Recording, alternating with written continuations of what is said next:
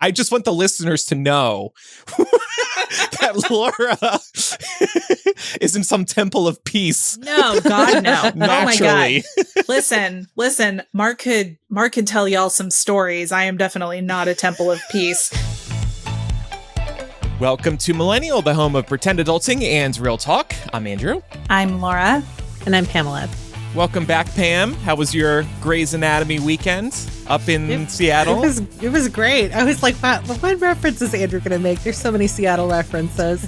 Yeah, Seattle was great. We got really good weather. It was like high 70s. The mountains were out. I heard that that's the way that the locals decree whether or not it's good weather. The mountains were out. Like all three tits? mountain ranges were out. Yep. It was really weird because I had started off like packing for the trip.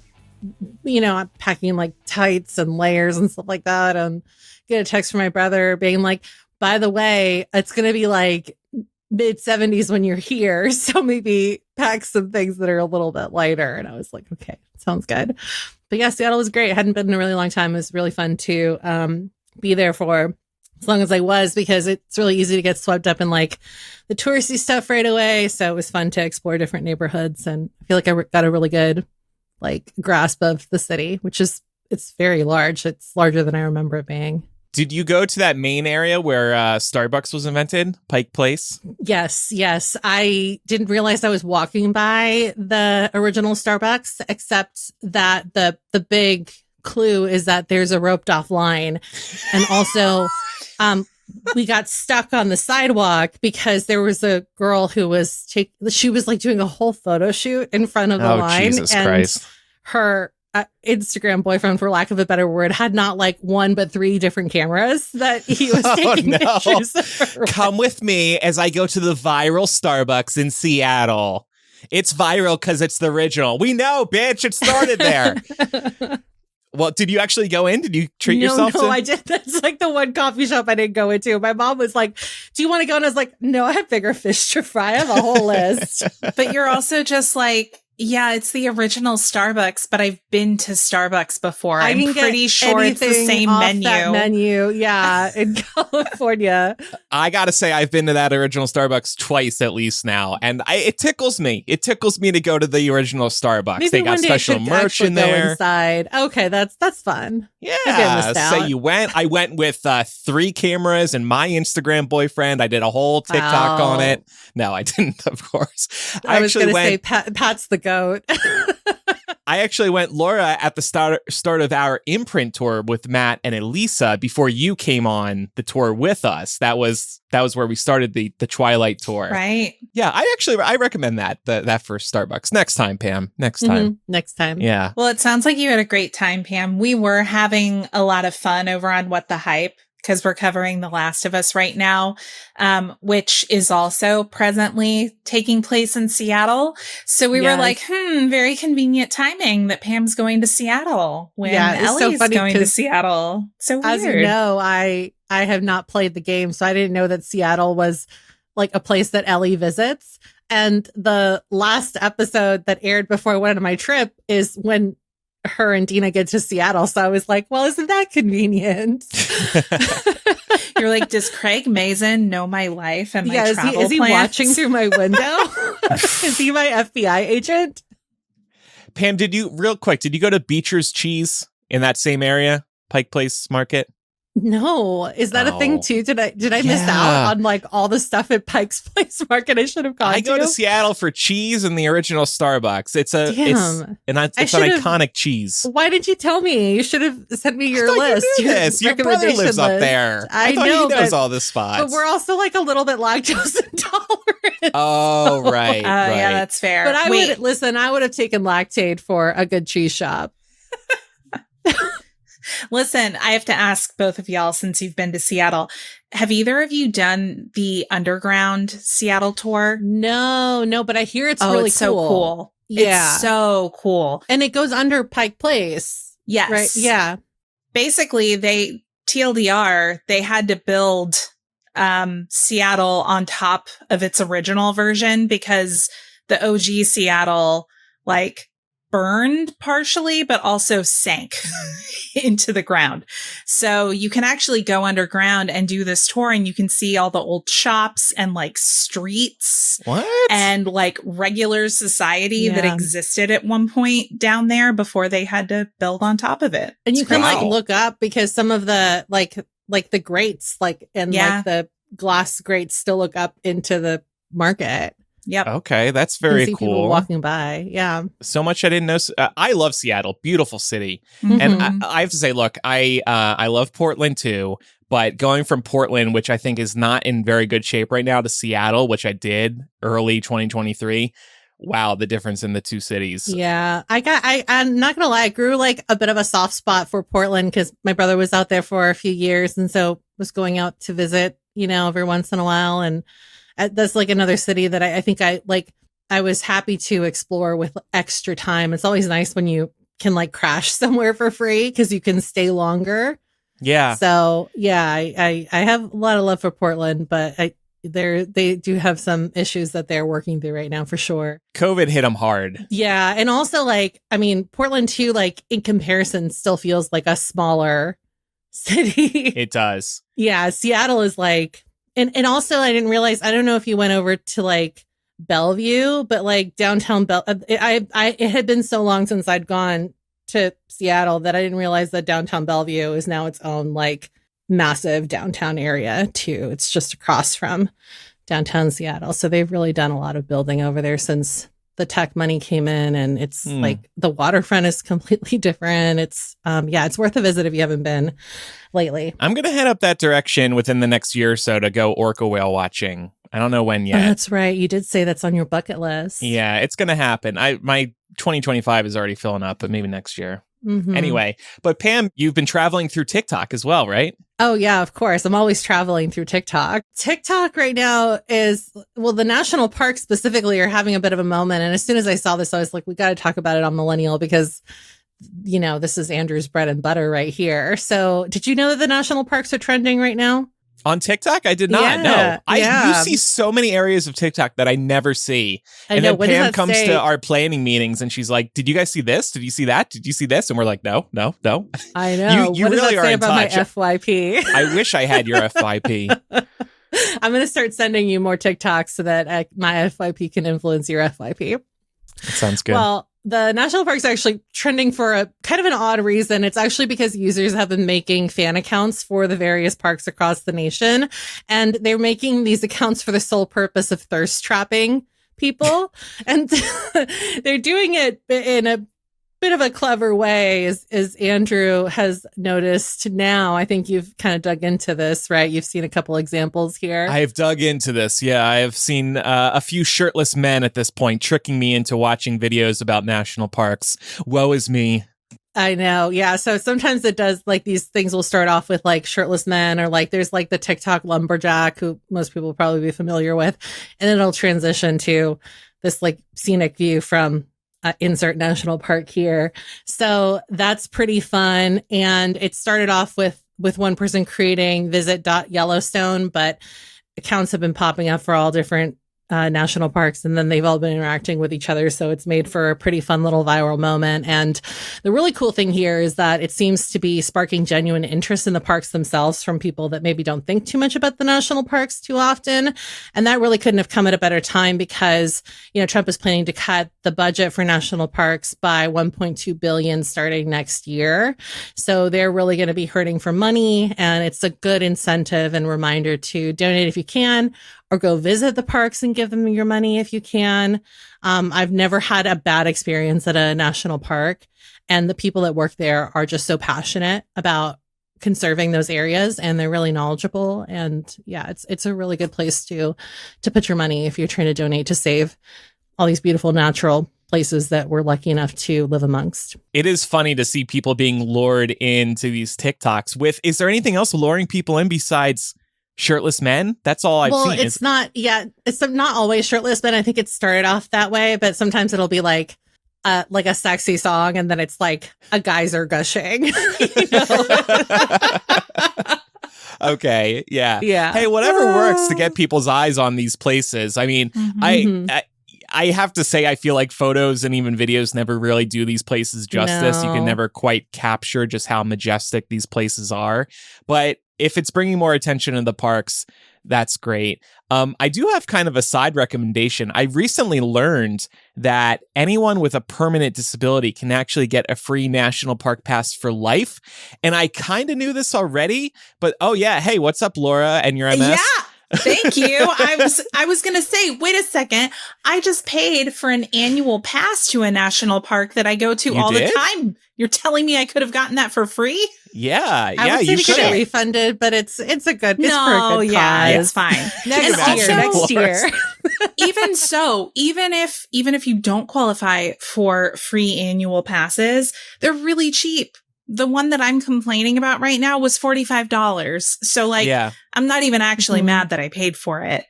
Well, an annual national park pass is $80 or $85 for a year, and it gets everybody in your vehicle into the park. Oh, compare that shit. to like Disney, $800 per person. And then, of course, once you're in the park, a national park, I mean, you're not paying for fast passes and overpriced food and drinks like you do at theme parks. So it's a way better deal.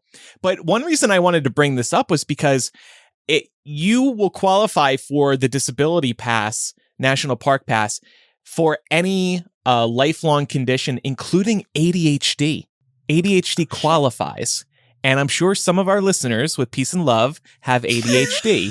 So we can include a link in the show notes and you can go sign up for this. You send in a little bit of paperwork, partly from your doctor. There's a one-time $10 processing fee, and that's it. And this covers you for life. It's a great deal. Now, like Pam said, though, and Laura was kind of saying too, the National Park Pass, the annual pass is such a good deal. But if you have a disability, here's a nice perk from the U.S. government. Listen, y'all, if you have to deal with a lifelong chronic disability like that, I say take what you can get. Stare at waterfalls for free. Yeah, anything that makes your life a little easier and introduces a little more joy into your world, you should do it. But, just be considerate of these natural wonders. I mean, I would say that to anyone, understand, please go in and pick up after yourself and don't try to approach wildlife, and I think you'll have a great time. And don't fall over the railings. Did you two see that 2 people died in Bryce Canyon a couple of weeks ago when they fell 400 feet? Yeah, really sad. But an interesting twist was that they brought their cat along and the cat fell but survived. Yeah. Well, cats always land on their feet. Right? They got 9 lives. True. So yeah. That cat was just like, fuck this. My stupid parents falling over. That kind of shook Pat and I because we had been at Bryce Canyon Park a week or 2 prior to this happening in a similar area. So we were like, whoa, good thing that wasn't us.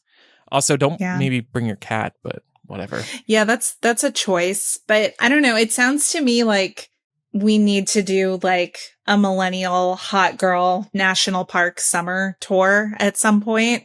This summer might be too soon. Andrew, it sounds like you are fully booked for the rest of the calendar year. Yeah. I'm kind of booked. I was going to say, summer. I got one in my backyard, basically. So that's true. Which one? The Redwoods? Muir Woods. Muir Woods. Sleep over at Pam's. Yep. Sounds good to me.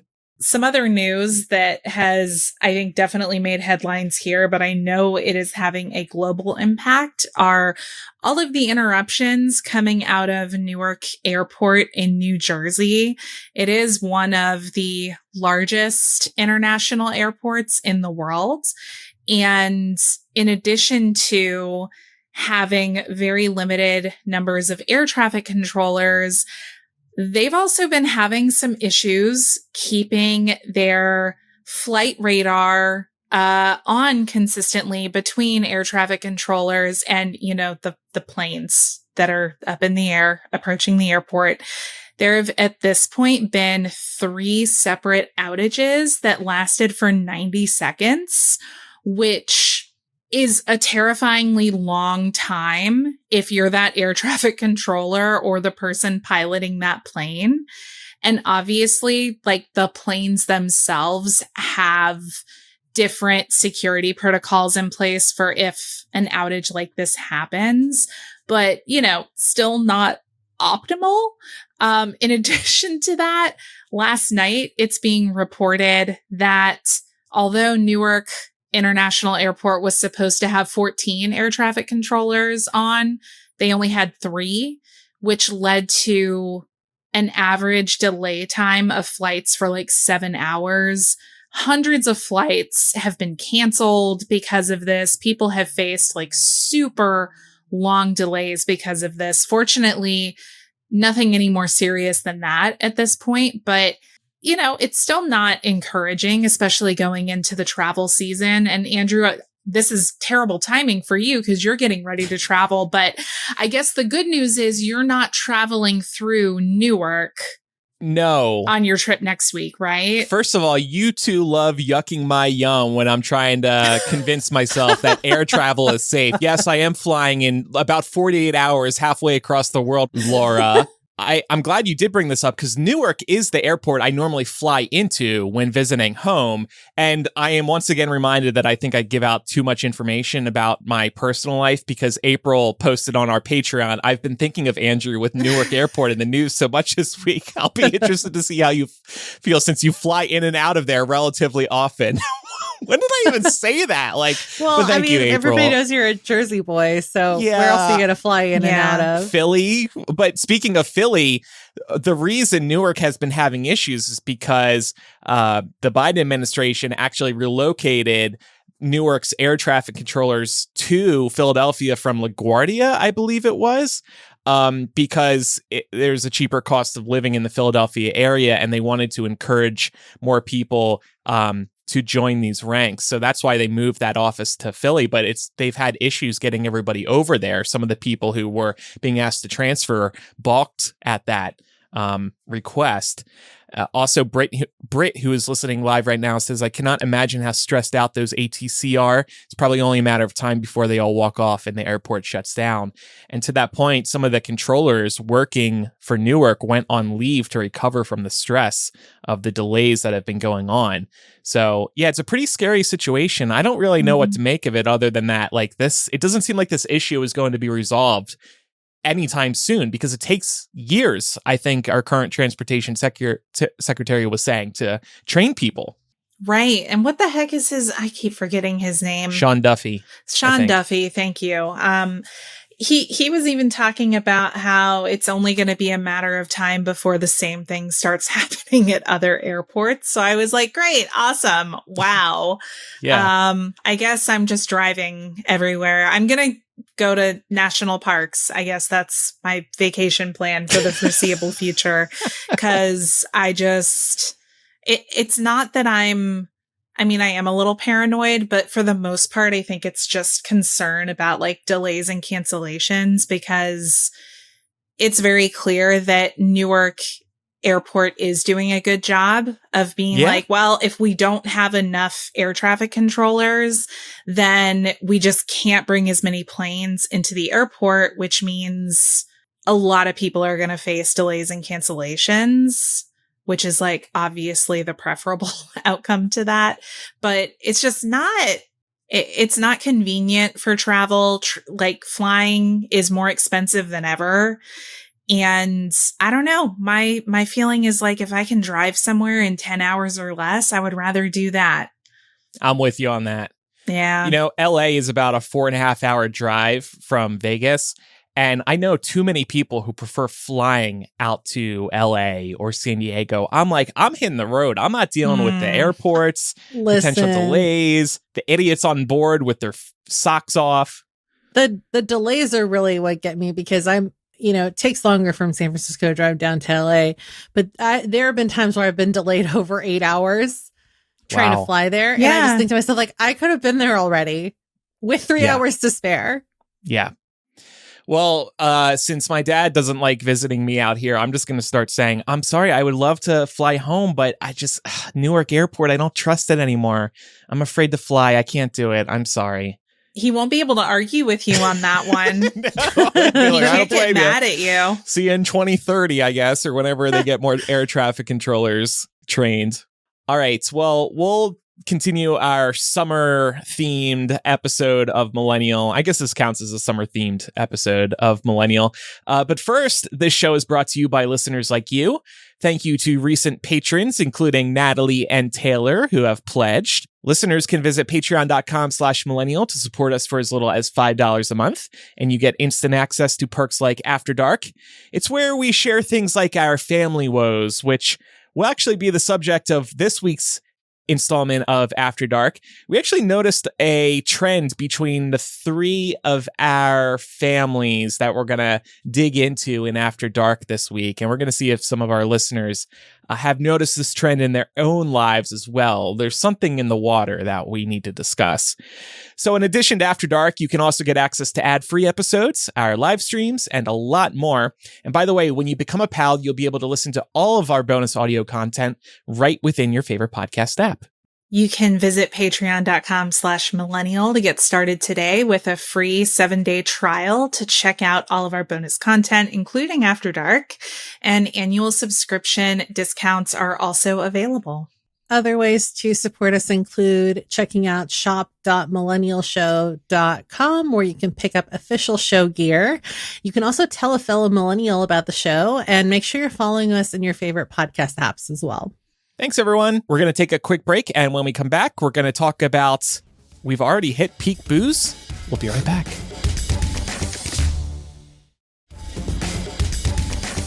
So as we enter summer and think about being by the pool and enjoying some drinks in the backyard, there's news that we may have already hit peak booze. In the U.S., per capita alcohol consumption fell by 3% in the past year, which is the largest drop since the Prohibition era, bringing levels to their lowest since 1962, and that's according to the Financial Times. And in a separate article from Bloomberg, they highlighted that beer and wine production is falling multiple percentage points, and it's been doing so over the last few decades, with wine taking an especially hard hit. As for the reasons why there's been a shift in alcohol consumption, first, people used to drink cheap beer and wine habitually with meals, whereas younger generations are now more event-driven when it comes to consuming alcohol. In addition, the greater diversity of non-alcoholic alternatives and the increasing availability of marijuana and other soft drugs have made it easier for people to abstain and just chill out. The COVID-19 pandemic pushed things further, focusing attention on health and encouraging a style of socializing that's more intentional and less focused on just getting drunk. Economic pressures are also a factor. So one thing here that surprised me was this tidbit about having a beer or wine with dinner. That's something that older generations have done, but the younger generations haven't. I actually am one of those people who don't typically have a drink with dinner, at least on weeknights. Weekends, I'm definitely having a drink with dinner. How about you two? Do you have a wine or beer with dinner at night? Not usually. No. Yeah. Mm-mm. No, but this does make me realize that like my best friend's dad is big on wine, and he's somebody that will open a bottle and have a glass every night. Well, he's retired now, but like when he would come home, and so that would be like the wine for dinner. Yeah. Yeah. So maybe it is a generational thing. I just never thought about it that way. I just thought like some people just like to unwind at the end of the day. Me neither. Yeah. Think about growing up in New Jersey. Like, I don't think my parents really had a drink with dinner. I wouldn't see them. We'd always have the iced tea, and my dad would maybe have a beer after dinner, but not during dinner. Yeah, my parents would occasionally have a drink with dinner, usually a beer, but usually that would be like if we were having a dinner that like called for that, like if we were grilling out during the summer, or if they were making like a really nice steak dinner that you would want to have a drink with, they would do that. But yeah, that's a general, good point. Yeah, it like wasn't really part of my life growing up either to see my parents drinking at every meal. But I will say my parents were also pretty cool about like the whole alcohol thing because like in the privacy of our home, of course, like when I reached a certain point of maturity as a teenager, like they would occasionally let me have a beer, you know, Really? because because My I parents wasn't weren't that cool. I mean, I guess because they never, like, there wasn't a lot of fanfare in our household around alcohol and like trying to prohibit it from people or like making it taboo, that it wasn't a big deal. Whereas like a lot of my friends' parents were like very overprotective in assuming that their kids were going to get their hands on alcohol, which like, spoiler alert, most teenagers do at some point, and it's way worse if you make it taboo than if you just act normal. Now, that all said, I I don't think I'm part of the reason why alcohol consumption and production has been falling. I feel like I drink just as much as I ever have. I think my social life here in Vegas has partly helped with that. I like a glass of gin or whiskey at night. I drink more on the weekends. I try not to drink on weeknights just to balance it all out, but I love that little nightcap some weeknights. And then when I'm in social settings, there are typically drinks being had. I even brought up, I think a couple of weeks ago, even on hikes, I'm having a beer or two midway through. Why not? I mean, if the occasion, why not? Yeah, if the occasion calls for it, I don't think there's anything wrong with that as long as it's not like being overconsumed or abused. I mean, I think part of the thing is like, I don't go anywhere. I like to be at home. And so like, if I do go out somewhere, yeah, I will have a drink. I took my mom out for Mother's Day on Sunday. We went to a brewery and like, yeah, I had 3 mojitos while I was there, but that is not normal for me. On average, I'll have maybe like 1 or 2 drinks a month. I just don't drink that drinks much. a month. Yeah, I really don't drink that much. And when I do, I want like a sipping beverage usually. So like a nice wine or like a glass of whiskey. Mm-hmm. Like just something that you enjoy, you savor. It's not something you pound, you know?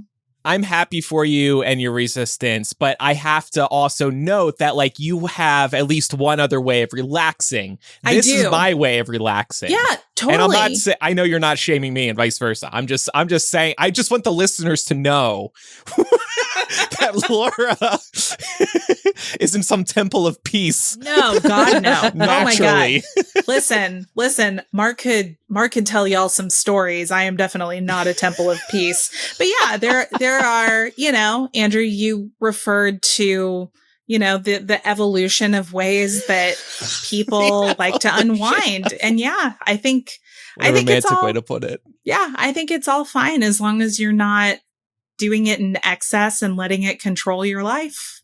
Pam, what's your relationship with alcohol right now? It must be somewhere in between both of you, because I definitely imbibe more than Laura, but I don't think I drink. Like I can go like a week without drinking alcohol or sometimes more. So it just depends. But I will say that like when the weather gets warmer and like you're grilling more or like, you know, you're making like anything, like sometimes like a recipe too will call for like a splash of this or that. And it's like, okay, that's when I'll probably like pour myself a drink too while I'm cooking. Cause it's like, if it's going to go in the recipe, you know, I might as well enjoy some too. But yeah, I think that like usually like when the weather gets warmer, I think that's usually when I gravitate more towards, you know, like especially if you're sitting outside, a nice little gin and tonic. Hell yeah. When the sun's going down and the weather's cooling off, that's really nice. Speaking of that, there's a monsoon season here in Vegas, and I've got an awning off my the back of the house, and I love sitting out back during a summer rain, sipping a glass of gin. It's just watching over my kingdom. It's very, very relaxing. Have you ever had a G&T with a topper of elderflower liqueur? Because if you have I love elderflower. You should. It's amazing. I could see that going really well though, because of the floral, like especially if you like a floral gin. Mhm. Yeah, it's very That sounds refreshing. delicious. Elderflower liqueur. I'll have to look out for that the next time I'm in Total Wine. What is it? It's like St. Germain's or something like that. That's the I main think one. that's Yeah. it. Yeah. Okay. It's good. Awesome.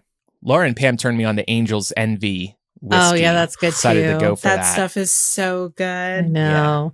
I had people over too, and I was like, "Oh, you guys should try some of this." So now my bottle's empty. I have to go buy another one. But yeah, that's a good sipping whiskey. It's a whiskey, right? Yeah. Yeah. Yeah. It's a good. Yeah, I feel like the bottle like will last you a while, so it's worth the investment. It's not too expensive, but it's kind of mid tier, I would say. Yeah. Well, let's talk about people who don't drink and shame them. No, I'm kidding. And just talk about the rise of non-alcoholic beers, because this is a very interesting trend in recent years and is contributing to the decrease in the number of people drinking. So like I was saying, in social settings for me, I'd say 80 to 90, if not more, % of the people in the friend group are going to drink. There's a couple of people who just usually avoid alcohol. Maybe they'll have a shot if it's like somebody's birthday party and we're doing a round of shots, but that's about it. The thing for me, though, is that if you're going to hang out with me and you're going to go to a bar with me and the friends, you have to be a fun, sober person. There are boring, sober people, and I cannot hang with you, whether it's at a bar or at home while everybody else is drinking. If you're going to be boring because you're not being loose, like alcohol can make the rest of us loose, then I don't want to be in your presence. You're killing the vibe. And I've run into people who are on both sides of this. I know somebody here who is fun while sober and they're enjoying themselves, even though everybody else is having a couple drinks and they're, in the moment and just like having fun with the rest of us. But then I've run into a couple people who are sober, and that's fine. No shame in that. But you got to be fun to make up for your lack of drinking. Pat and I went on this like double date to a baseball game a year or two ago. It was a Bumble BFF meetup.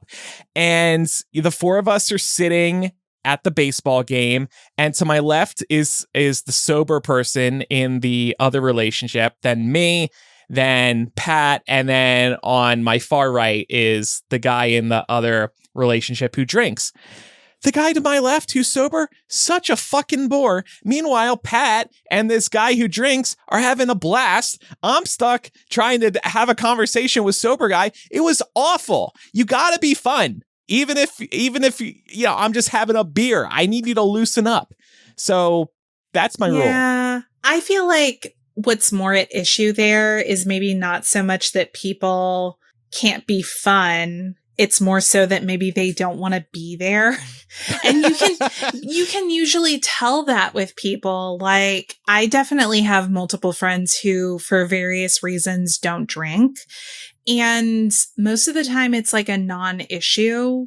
If we go out, some people drink, some people don't, but everyone in the group is pretty cool with each other, and the drinking isn't like the focal point of us hanging out. So we're still able to have a good time. Where it does bother me though, Andrew, is that exact type of person that you're talking about. And I feel like usually the vibe also comes with like a level of, I don't know, being holier than thou. Like, I don't drink.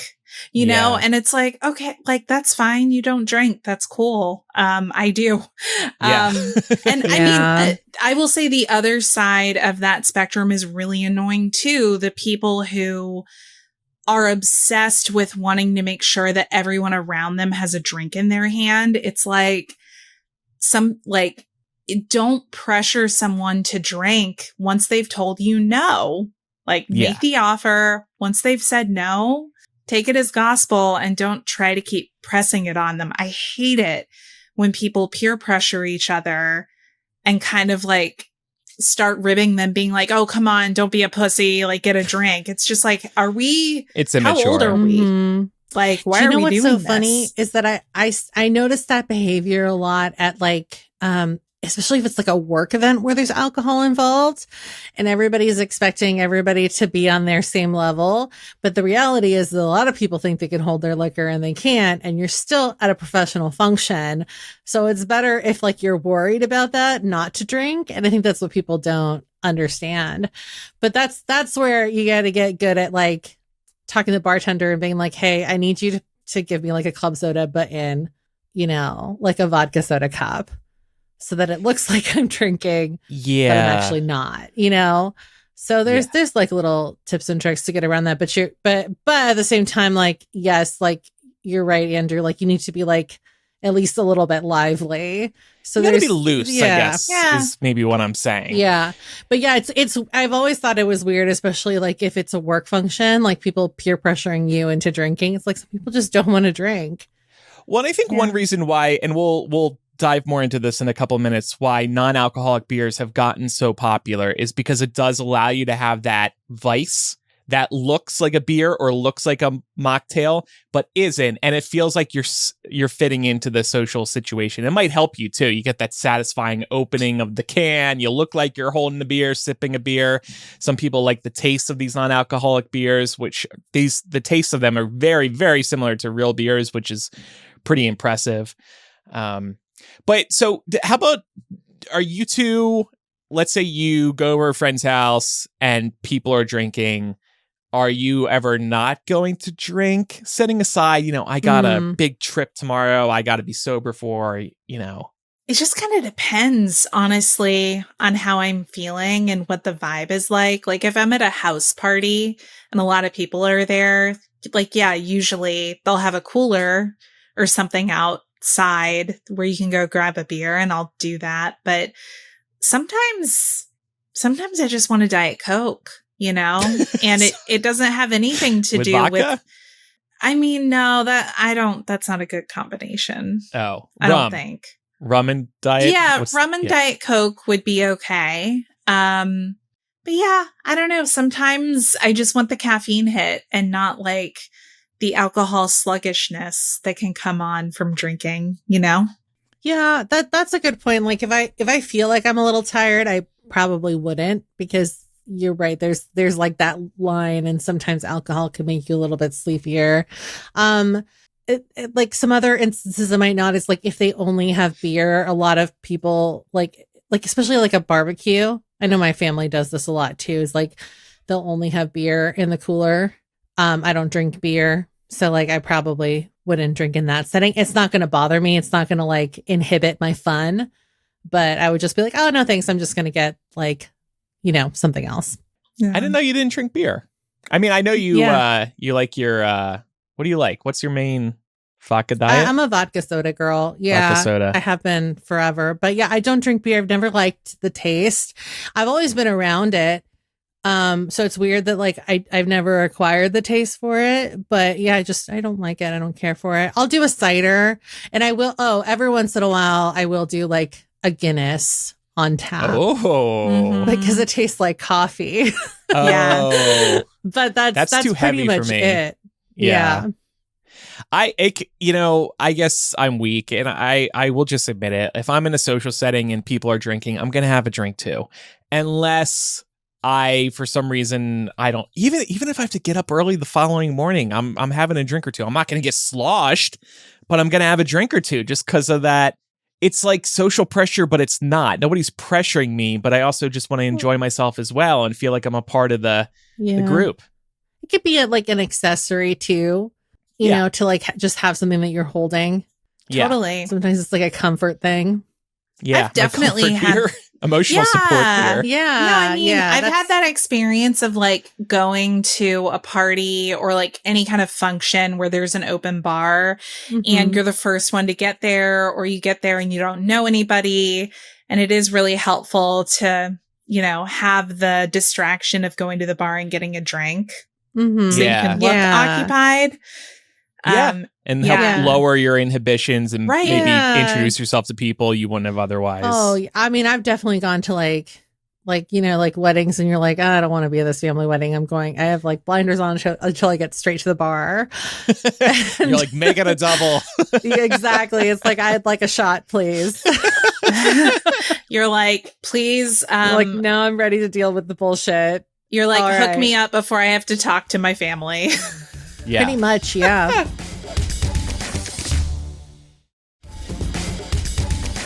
Well, speaking of having that kind of vice or crutch with you to help you through a social situation. I think this is one reason why non-alcoholic beers have risen in popularity.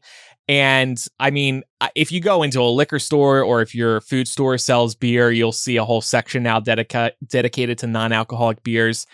They've just gotten really popular. In fact, CNBC reported during Super Bowl weekend that U.S. sales of non-alcoholic beer, wine, and spirits surged 26% over the past year to top $800 million, according to the market research firm NIQ.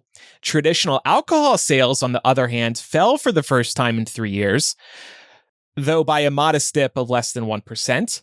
Consumers report drinking less than they did during the pandemic, with 58% telling Gallup pollsters in mid-2024 that they consumed alcohol, down from 67% in mid-2022.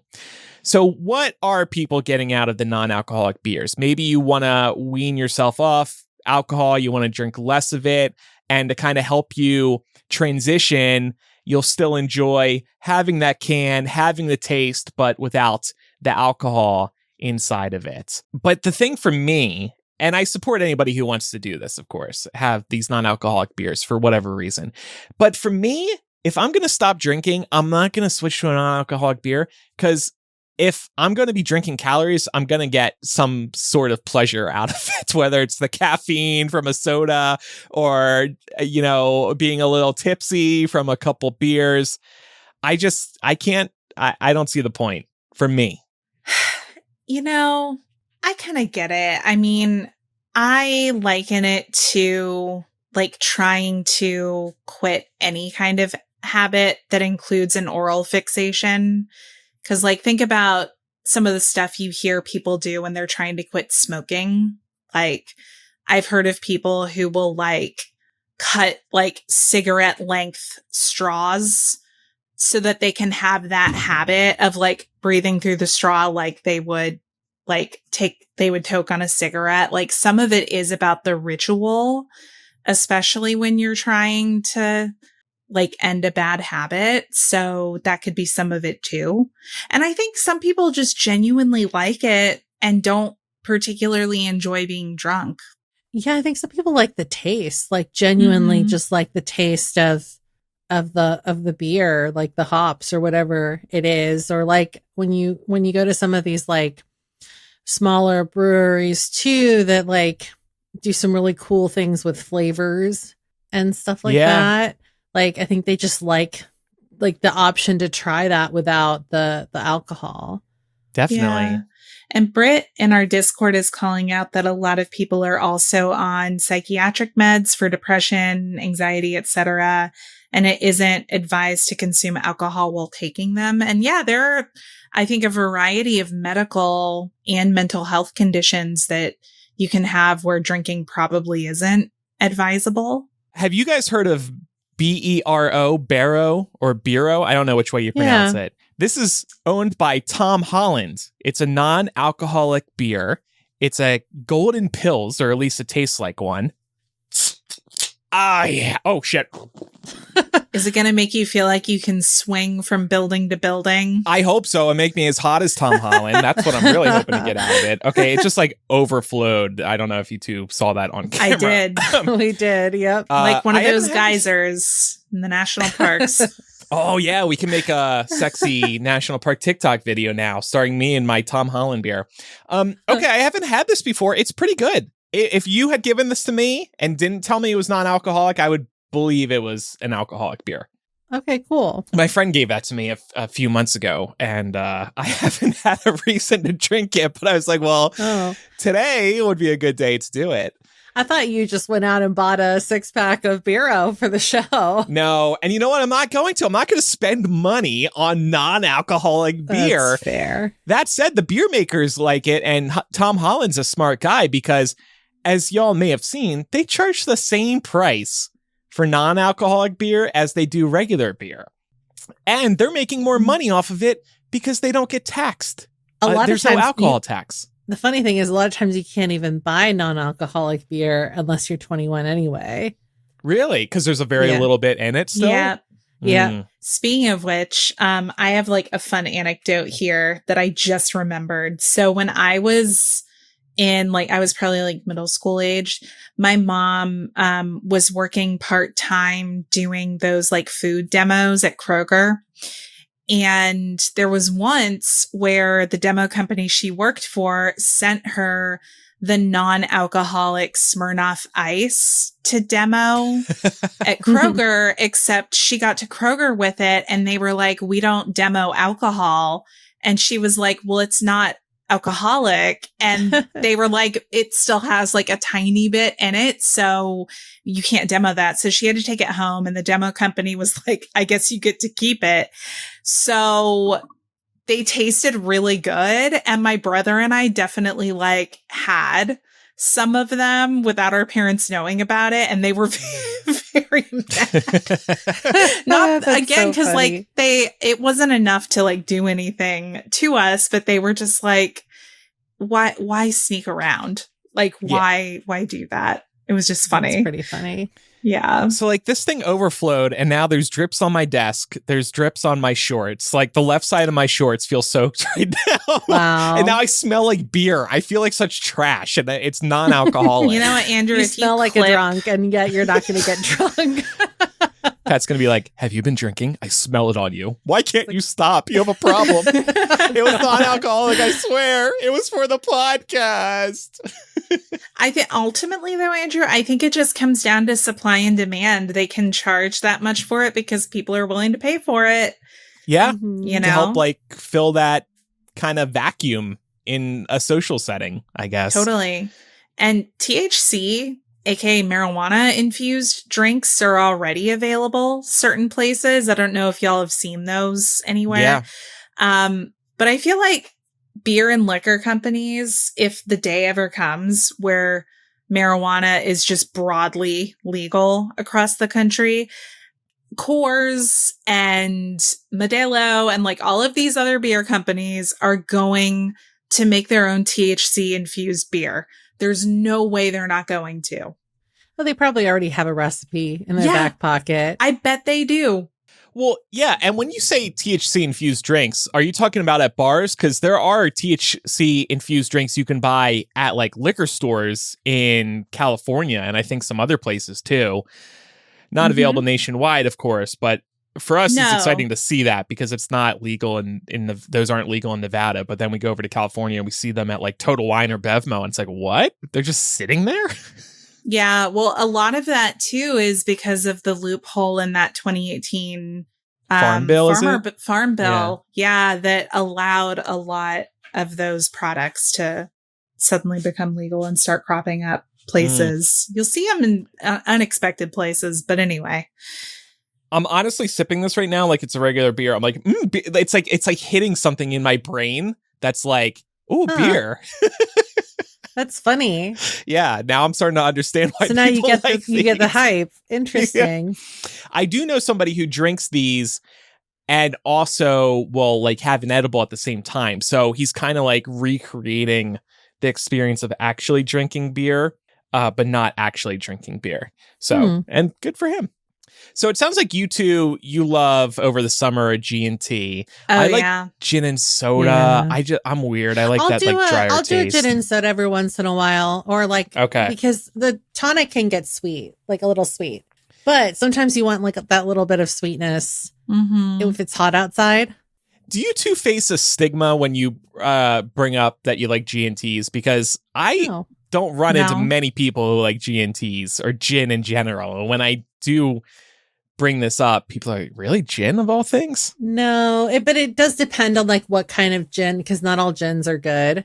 Some of them are like they don't taste good at all. There's a lot of bad gin out there. Yeah, it has to be like a floral gin. But if it's not a gin, usually it's like I'll go with the vodka soda because that's safe. It's going to taste the same anywhere. Well, I did notice I'm always on the lookout for like my drink of the summer, like a new one. And it was probably documented on this show at some point that Coors Light did something called Coors Summer, and it was a citrusy Coors, and I was obsessed with it, but they only did it for 2 years.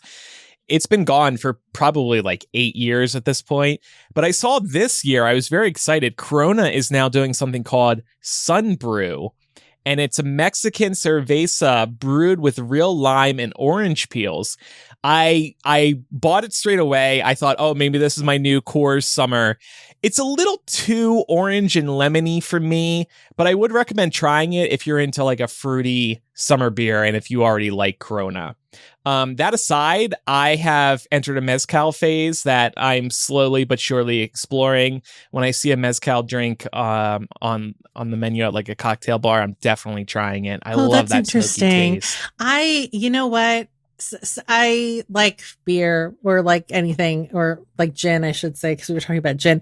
I can't do mezcal because sometimes it's too smoky. Mm-hmm. Oh. And then I feel like I'm just drinking barbecue sauce. Honestly, I will say I feel like mezcal is very hit or miss for people. Mm-hmm.